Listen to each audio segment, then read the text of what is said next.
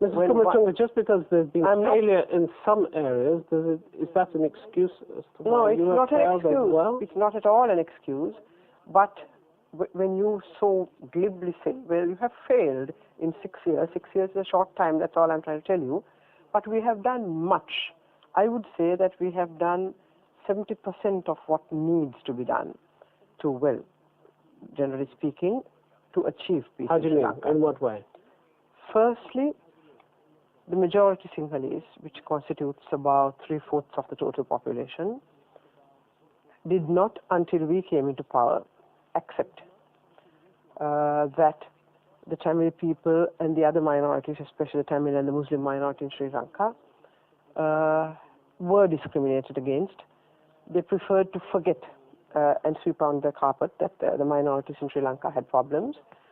All Sri Lankan governments for the last 53 years of independence did not accept that the Tamil people and the other minorities had problems. And you have an economic blockade. We came in telling the Sinhala people first that we have to apologize to the minorities of our country for all what we have not done. But do you apologize for an economic blockade? There is no economic blockade. That is nonsense. No blockade?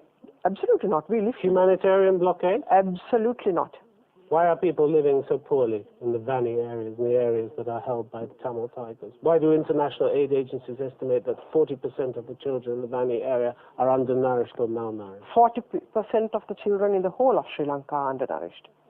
We send food, loads of food and medicine to the Vani area. But you don't allow international aid agencies to distribute food? They go there. UNICEF goes there.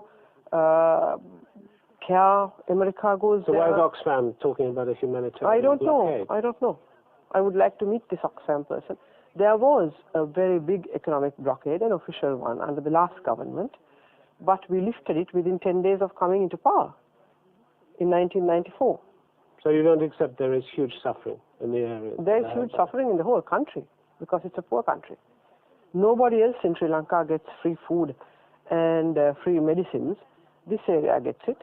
The rate of undernourishment in the country is about 40% in the whole country, not only in the Vani areas. And 80% of the Tamil population of the northern province lives in the Jaffna Peninsula, right up in the north. I don't know whether you've seen the map of Sri Lanka.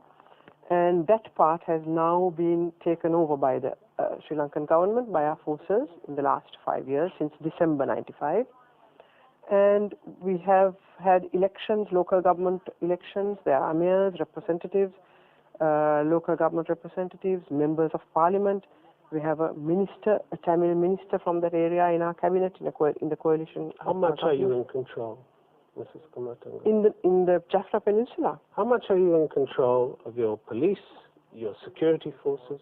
How much control do you have? Physical control, yes. We have, I would say, good control. Because the Supreme Court complains that the police don't take any notice of what they say. The Supreme Court says this. Okay. No, that's not true. In 1997, in one judgment, when they were looking at the fundamental rights petitions which were filed, and in one judgment, the Supreme Court... You're talking of one isolated incident. No, actually, the quote refers to several. It says, it was not once or twice that we ordered the Inspector General of Police to take action against errant police officers, but the IGP has not acted on court orders, excepting in one case.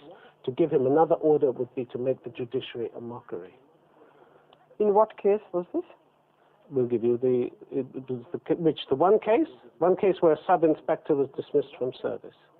Yes. This is 1997. This is the Supreme Court. So then, if the inspector was dismissed from service, how can you say? Case. There were plenty of others, they're saying. It was not once or twice that we ordered, but the IGP has not acted on court orders, excepting in one case. Not acted. This is the voice of your This may be a couple of times that they have ordered, but they may have not happened. I do not know. Mrs. Kumaratunga, thank you very much for being our guest on HardTalk. Thank you. Thank you.